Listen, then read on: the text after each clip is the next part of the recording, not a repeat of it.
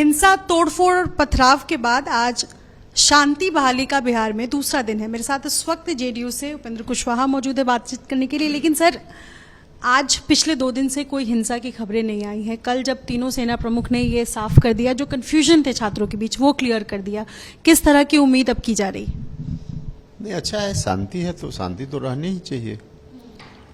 शांति है, अच्छी बात है। लेकिन सवाल ये है कि शुरुआत से जेडीयू इस बार इस स्टैंड पर बिल्कुल क्लियर थी कि ये जो अग्निवीर स्कीम है इस पर पुनर्विचार करे केंद्र सरकार। कल ये स्पष्ट कर दिया गया कि कोई पुनर्विचार की गुंजाइश नहीं है, जो स्कीम बनाई गई, जो योजना है उसी को लागू किया जाएगा। अब जेडीयू की क्या प्रतिक्रिया इस पर?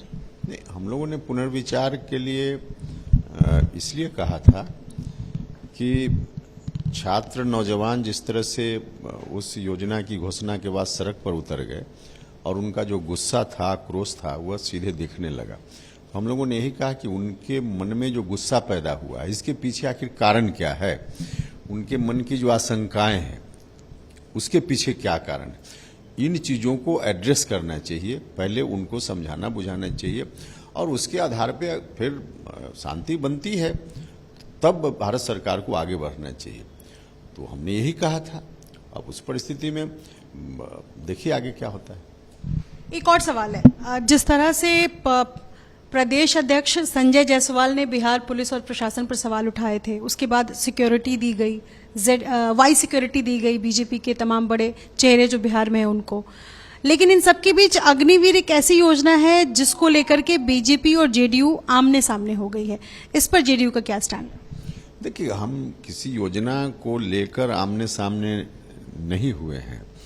हाँ, योजना कोई भी योजना हो उसको लागू करने के सवाल पर निश्चित रूप से थोड़ा डिफर हम लोग कई बार कर जाते हैं और उसके पीछे होता यही है। जैसे अभी अग्निवीर वाली योजना के संदर्भ में भी यही हुआ कि निर्णय लेने से पहले कहीं कोई विमर्श एक अंदर में भी होने चाहिए, उसकी स्थिति नहीं रहती है।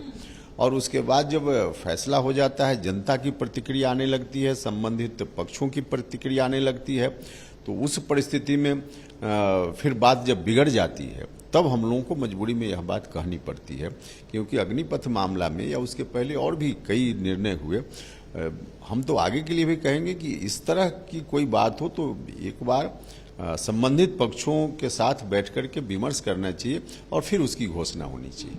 और शुरुआत में जो हिंसा की तस्वीरें आई अलग अलग जिलों से बिहार के, उसके बाद न सिर्फ बीजेपी नेताओं की सिक्योरिटी बढ़ाई गई बल्कि बिहार में जितने बीजेपी के जिला कार्यालय हैं वहां पर भी सुरक्षा जो है वो बढ़ा दी गई है। और इसी बीच बीजेपी की तरफ से आरोप लगता है कि पुलिस और प्रशासन सख्त नजर नहीं आ रही है। तो क्या बिहार में पुलिस और प्रशासन का जो रवैया है वो सही नहीं है? बीजेपी तो कम से कम यही उंगली उठा रही है। देखिए, इस पर तो बयान आ चुका है। 2 चीजें हैं। एक जो यह आप लोग कह रहे हैं कि इस तरह की स्थिति पैदा हुई तो उन लोगों की सुरक्षा बढ़ा दी गई, ऐसा बिल्कुल हो ही नहीं सकता। सुरक्षा बढ़ाने का कोई अचानक निर्णय नहीं हो सकता। उन लोगों को भी सुरक्षा दी गई है तो प्रक्रिया पहले से चल रही होगी। डिसीजन संयोग है कि इस वक्त आया।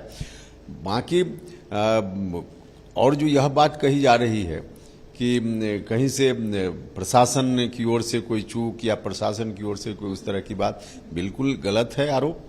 प्रशासन अपने तरीके से जो उसको करना चाहिए प्रशासन कर रहा है।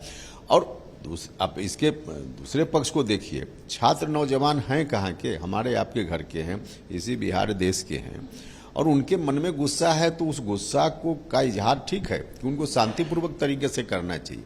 कोई ऐसा नहीं कहेगा कि आप आंदोलन कर रहे हैं तो हिंसा पर उतारू हो जाइए। लेकिन कहीं इस तरह की घटना हुई भी है तो पुलिस सीधे गोली नहीं चलाएगी ना, पुलिस ढंग से निपटेगी और पुलिस ने ढंग से निपटने का काम किया है।